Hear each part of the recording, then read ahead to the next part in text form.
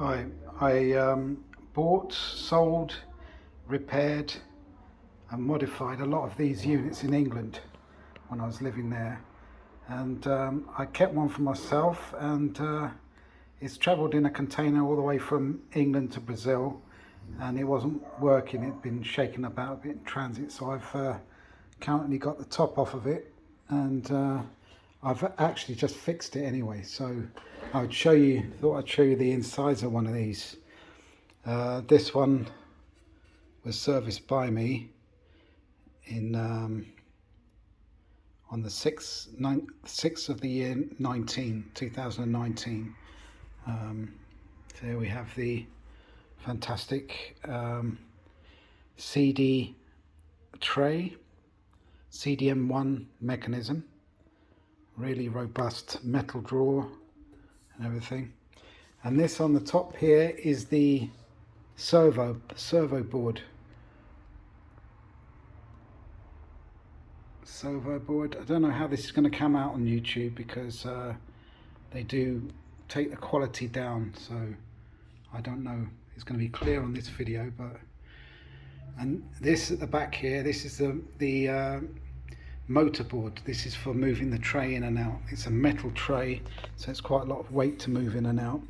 Just thought I'd show you the undersides of this, because I did a mod on this one. There we are. Underside, that is the power supply board, so that's been completely recapped. Transformer. There's the underside of the CD player. See, it's got a rotary method. This is the best way to actually read a CD. Sort of rotary mechanism there. It's really good. Very, very good. Well made. This is obviously the motor.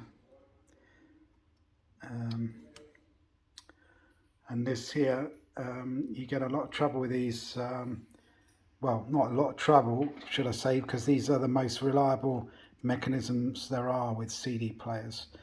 But this here is an adjustment for the height of the turntable that the CD goes on there, and it's very crucial that this is adjusted to the right height.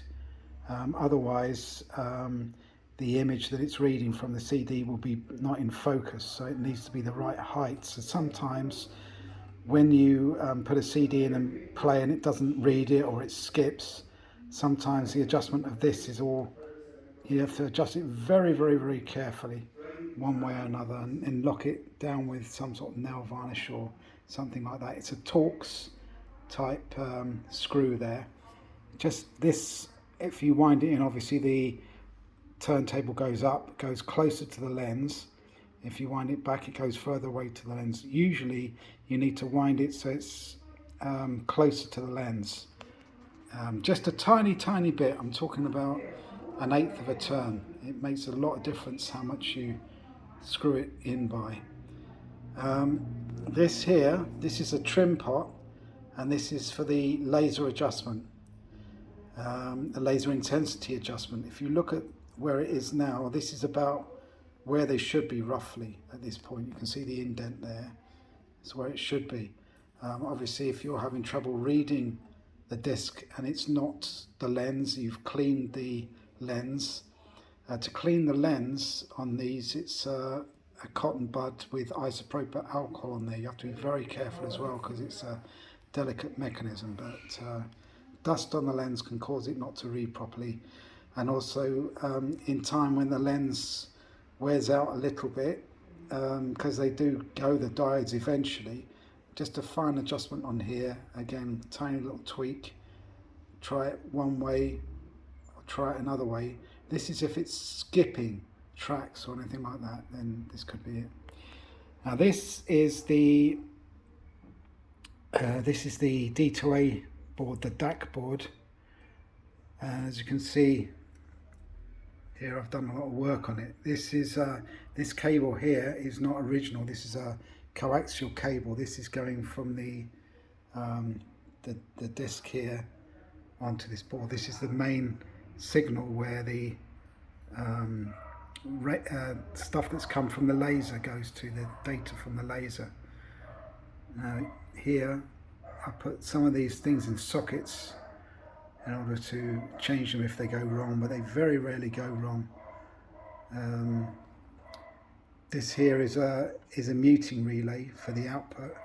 Sometimes when you haven't got output on one side, this can be the cause of it. And here we have two ceramic 1540 DACs, 1540D. They're ceramic. They're extremely expensive, the ceramic ones, very rare as well. And plastic packages are fine. I've got quite a lot of those in spares, but the ceramic ones are difficult. I've had some problems with these before, these SAA 7000s. I've got some of them in stock as spares. Now this is a special. This is a Delatronics NOS no oversampling reclocking board that I designed. I still have some blank PCBs that I can populate, but obviously because I'm in Brazil it might be tricky to get them out. But this replaces the 7030 SAA 7030, which is a filter. This is what I've put in place of the filter, and it's fantastic. It transforms the sound. Even taking off the oversampling on these units transforms the sound. So there's some things there. Obviously I put gold-plated phono contacts on there. So yeah, this is my modified unit. There's no point me playing it over YouTube because you're not going to really appreciate the sound, but this will wipe the floor with anything. I've never tried or had a CD player which sounds better than this one, with its early 1540 DACs with no oversampling and reclocked. So this is the way to go if you want fantastic sound from a CD. And this is only 14 bits since we've taken the no oversampling off. It was 14 bits plus oversampling, but the oversampling really does, it's like throwing a blanket over the speakers and really muffles the sounds, takes all the high frequency off.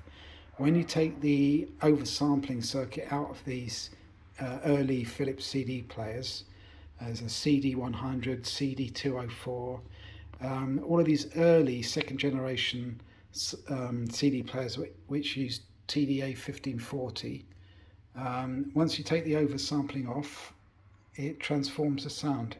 Overclocking obviously is even better. Cherry on the cake. Yeah, there we go. Anyway, hope somebody found this video interesting. I've bought and sold many of these. When I was in England I used to buy quite a few. Marantz are the same. Marantz CD 34 and 54.